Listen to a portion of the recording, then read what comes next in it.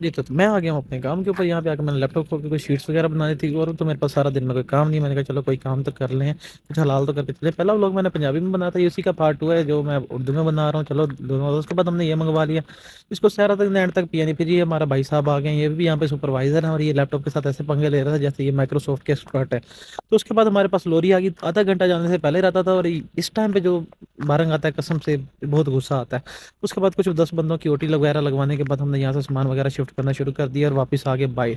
बाहर आने के बाद हमने गाड़ी वाले का वेट करने लगे, ये कभी भी टाइम पे नहीं आएगा ना, इस बंदे ने कभी टाइम पे आना है। तो उसके बाद माशाल्लाह से खान भाई आ गए हैं। तकरीबन आधा घंटा गुजरने के बाद इसके साथ बैठ के हम लोग निकल पड़े अपने रूम की तरफ।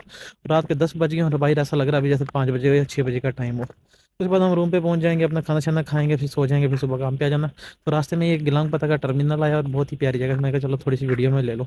और आजकल मैं फर बोल रहा हूँ, मैंने सुना फर बोलने से वीडियो वायरल हो जाती है। चलो ट्राई करके देखते हैं। उसके बाद हम अपने प्यारे रूम में आ गए, बहुत ही